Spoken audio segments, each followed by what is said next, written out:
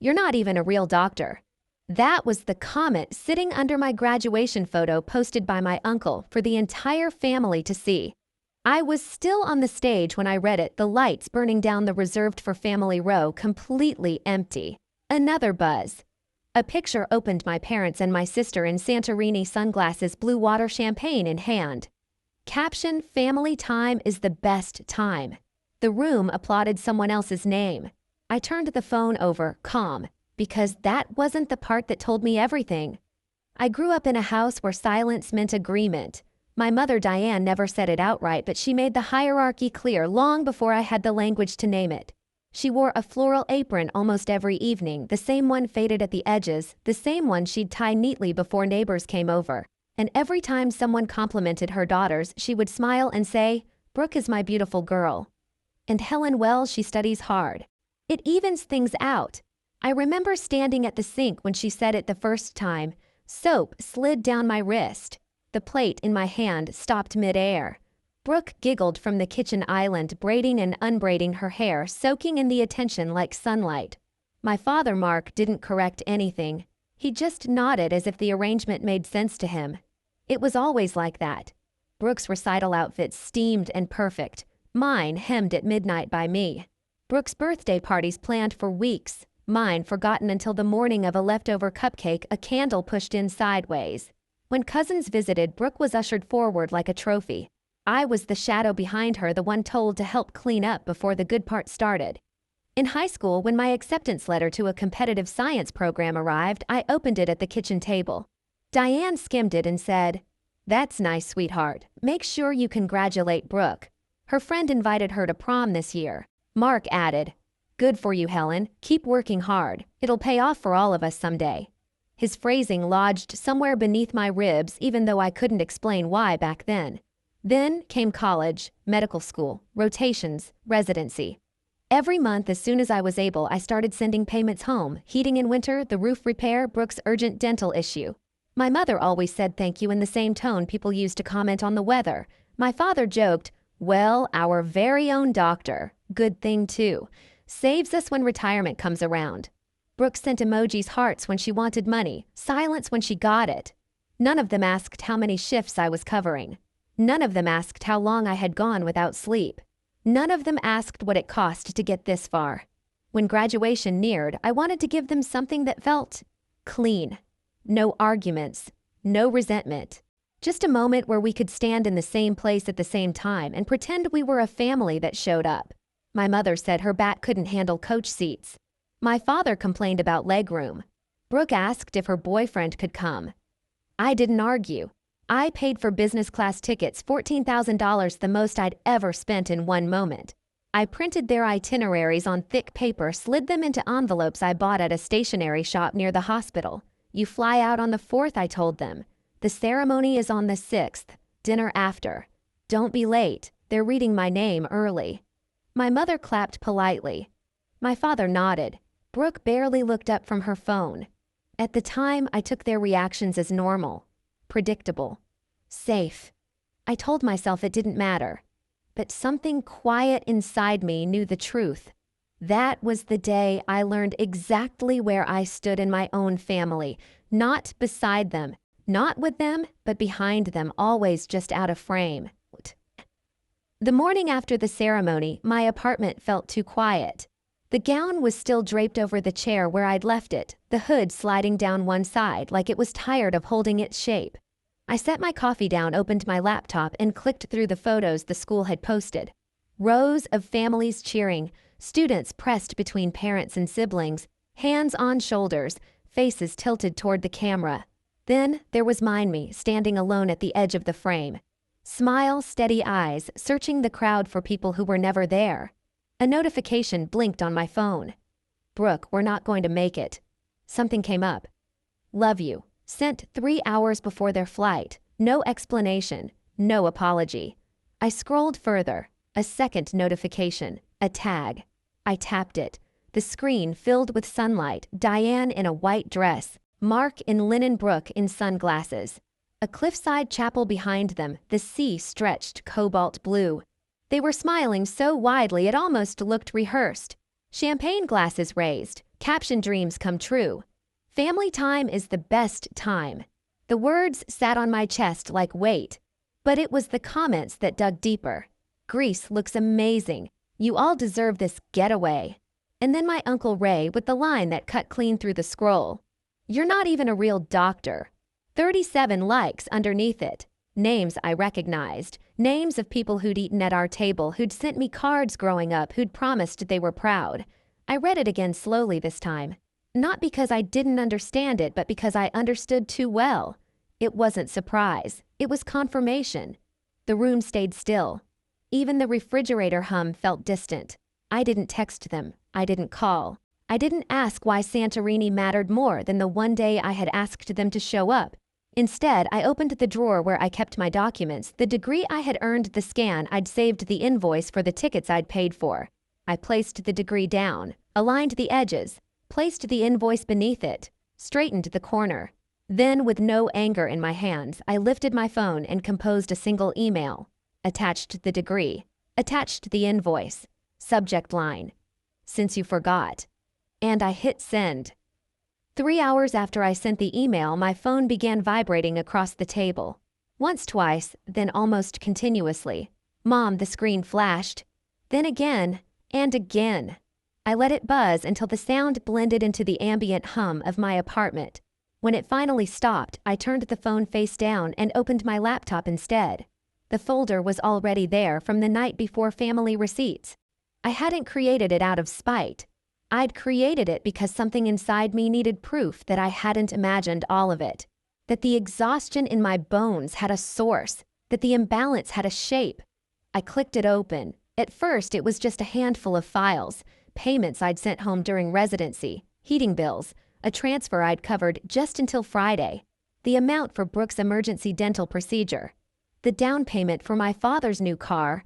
But as I looked at them one by one, I felt something shift. A slow, precise rearranging of my own memories. I opened the payment marked heating repair. The date matched Brooke's spa weekend. I opened the transfer labeled car trouble. The charge had gone through the same hour as a purchase at a luxury watch store. The dental payment, Brooke had posted a cocktail photo with the caption "White Smiles, White Wine" 2 days later. I leaned back in my chair, letting the pieces fall exactly where they had always belonged. The phone buzzed again. Voicemail. I didn't listen, not yet. Instead, I opened another folder, old rotations material I hadn't touched in years.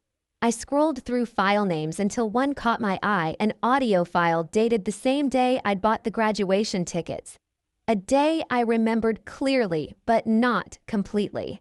I hit play. My voice came first, tired but excited.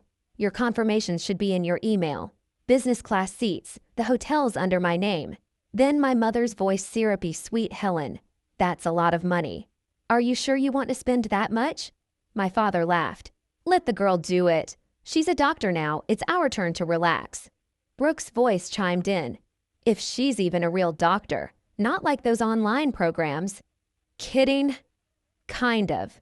More laughter. Then the line that froze everything. She thinks we're actually going to show up, my father said. Poor thing. She doesn't realize she's basically our retirement plan. The audio cut off with another burst of laughter. I didn't move for a long time.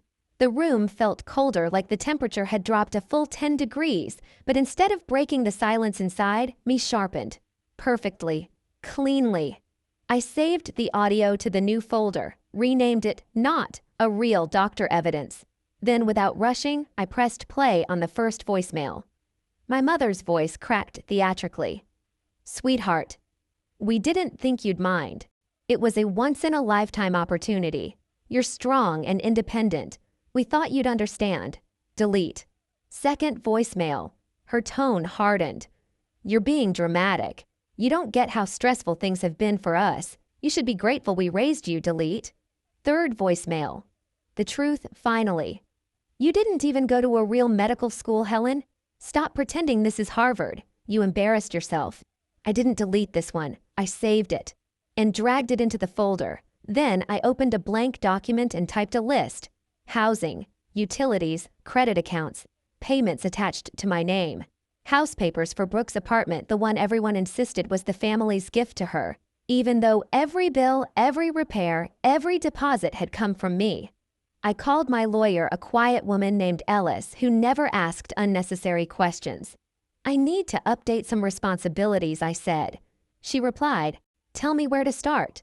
By noon, we had drafted termination notices for all accounts tied to my name, formal documents to revoke my financial responsibility for the house Brooke lived in, notices to close the credit card my parents used, requests to reroute all utilities back to their actual occupants. No threats, no anger, just clean-line signatures and timestamps.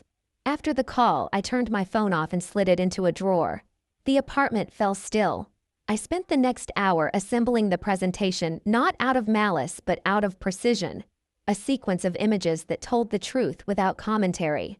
Slide 1. This is what family looks like when you're just the ATM. Slide 2, payments bills, transfers, each labeled neatly. Slide 3, screenshots of Brooke's posts, juxtaposed with emergency requests. Slide 4, the grease photo overlaid with the row of empty chairs from my ceremony. Slide 5, the comment from Uncle Ray. "You're not even a real doctor." Slide 6, the audio waveform. I tested the projector, checked the transitions, pressed play on the audio once more, not to feel the sting of it, but to confirm its clarity. When everything was ready, I booked a private dining room at a restaurant downtown. The reservation name was mine. I prepaid the deposit. I added 4 extra seats to the table, 1 for each of them, and 1 for the person who would say what I no longer needed to. Then I sat at my desk, hands still, mind sharp, breathing steady. For the first time in years, the weight pressing down on my chest had shape, edges, boundaries. My plan wasn't revenge. It was administration, a correction of records. The family I thought I had never existed the way I pretended it did. That wasn't my fault, but what happened next would be entirely my decision. I closed the laptop, straightened the papers. This time I whispered to no one, "I won't fix what they've broken." The restaurant sat tucked between 2 brick buildings downtown, the kind of place my parents loved posting about but rarely paid for. Warm lighting spilled across the private room as I stepped inside. The table was already set, linen napkins folded into sharp triangles, glasses lined up like they were waiting for a toast no one deserved. I chose the seat closest to the projector and waited. They arrived exactly on time. Diane walked in first, perfume, heavy smile even heavier. "Sweetheart," she said, arms spread as if nothing had happened. Mark followed, patting his stomach like he'd just finished a long day of rest. Brooke trailed last, eyes glued to her phone. None of them noticed the extra chair. "Dinner?" Diane asked lightly, sliding into her seat. "We should celebrate. Your graduation looked lovely online. Shame about the seat, something must have gotten mixed up." I didn't answer. I clicked the remote instead. The lights dimmed. The first slide glowed against the wall. "This is what family looks like when you're just the ATM." Brooke's fork froze mid-air. Mark shifted. Diane pressed the napkin to her lips. The next slide appeared. Payments, bills, transfers, each labeled in clean clinical text. Heating repair beside Brooke's spa photo. Car trouble beside the watch store receipt. Emergency dental payment beside her beach cocktail selfie. Silence spread across the table like fog. "You went through our finances," Diane said carefully. "No," I replied. "I went through mine." I clicked again. The grease photo filled the wall, white, chapel blue, water champagne. Beside it, the picture from my ceremony, rows of cheering families, and 1 empty row with my name printed on each chair. Brooke's breath caught. Mark muttered, "Now, Helen." The next slide cut him off. Uncle Ray's comment in bold letters, "You're not even a real doctor." The room tightened. Diane cleared her throat. Ray was joking.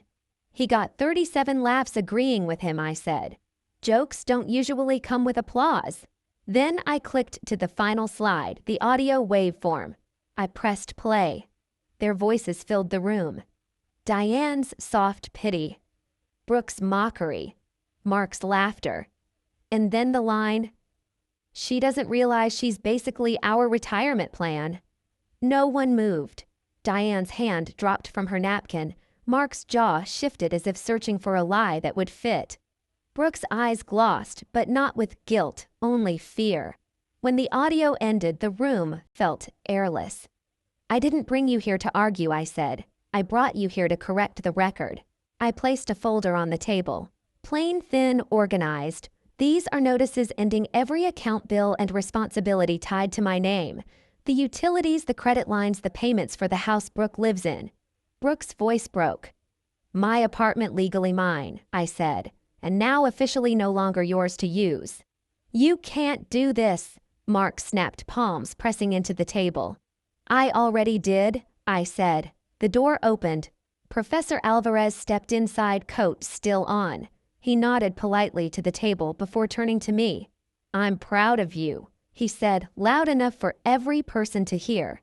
"You earned your place in medicine. I watched you save lives while carrying weight no one else bothered to see." He looked at my parents, then Brooke. "You didn't raise a doctor," he added. "She became one in spite of you." He left without waiting for a response. No one spoke after that. The projector hummed. The plates stayed full. And for the first time in my life, their silence wasn't something I had to endure. It was something they finally had to sit with. I stood, pushed my chair back quietly, and walked to the door. "The dinner is paid for," I said. "That's the last bill you'll ever see with my name on it." The townhouse felt different the first night I moved in. Not larger, not brighter, just quiet in a way I hadn't realized I'd been starving for. No vibrating phone on the counter. No incoming urgent messages. No calendar reminders tied to bills that were never mine to carry. Just the low hum of the refrigerator and the soft click of the heating system settling into the walls. I unpacked slowly. 1 mug, 2 plates, a stack of medical textbooks. My degree framed leaned against the wall instead of being hung. I didn't rush to put anything in its place. I wanted to feel the emptiness first, to understand what it meant to live without being watched, weighed, or expected to fix anything. In the mornings, I opened the sliding door to the patio and let the air roll in cool, steady, almost gentle. The Japanese maple in the corner swayed with the kind of calm that doesn't beg for attention. Red leaves moved like small breaths. I stood there with my coffee, both hands around the steel cup, the warmth settling into my skin, and staying